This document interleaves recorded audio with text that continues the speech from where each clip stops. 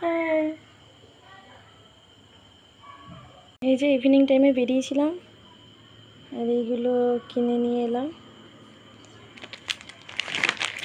একটা সুইট কর্নের packet frozen, একটা মিল্কি মিস্টের পনি, এভারেস্টের একটা দেশি মিট মশলা, আর একটা পাঁপড়ের প্যাকেট। এবার এইগুলো দিয়ে একটা স্ন্যাক্স রেসিপি বানাচ্ছি, দেখতে থাকুন।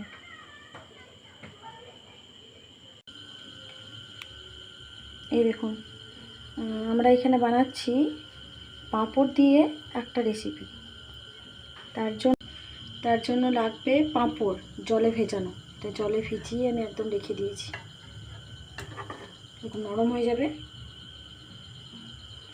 আর এখানে আছে কিছু পনিরের কিউব করে কাটা পনির, সুইট কর্ন, আর আছে পেঁয়াজ।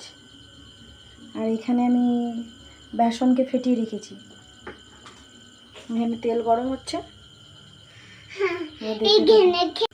এগুলোকে হাতের সাহায্যে একটু ভালো করে স্ম্যাশ করে নিতে হবে, পাঁপড়ের মধ্যে কিছুটা পরিমাণে পুর ভরে আমি এটাকে বেসনের মধ্যে ডিপ করব, তারপরে ফ্রাই করব। একটু অন্যভাবে বানালাম, আর একটা পুরের জন্য একটু স্পাইসিভাবে বানালাম, এটা বড়দের জন্য। এইভাবে ছোটো বাচ্চারা খেতে পারবে। তোমরা যেমন ইচ্ছা শেপ দিয়ে নিতে পারবে। আমার পাঁপড়টা একটু নরম হয়ে গিয়েছিলো, আগের থেকে ভেজানো ছিল বলে এটা একটু শেপটা দিতে আমার একটু অসুবিধা হলো, কিন্তু খেতে অসাধারণ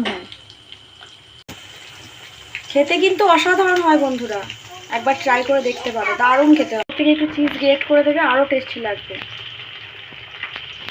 বৃষ্টির দিনে সন্ধ্যাবেলা, শীতকালে সন্ধ্যাবেলা, যে কোনো টাইমে বাচ্চাদের স্ন্যাক্স হিসেবে দিতে পারো। আমরা বড়রাও খুব ভালোবাসি খেতে এরকম ধরনের স্ন্যাক্স।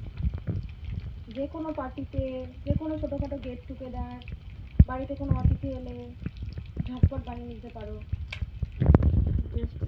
এরকম একটু ফ্রিজ থেকে পনির বের করবে, আর এইসব ঘরে তো যা থাকেই মোটামুটি আমাদের। আর যদি সুইট কর্ন অ্যাভেলেবেল না থাকে, তাহলে একটু চিনে বাদাম ভেজে গুঁড়ো করে দিতে পারো, বা ছোটো ছোটো পিস করে দিতে পারো, এরকম আধ ভাঙা করে। বেশ টেস্টি লাগে। তৈরি হয়ে গেল দারুণ একটা স্ন্যাক্স, পাঁপড় দিয়ে তৈরি। উপর থেকে একটু চিজ গ্রেট করে দেবে, দারুণ সুন্দর লাগবে খেতে। ওইটা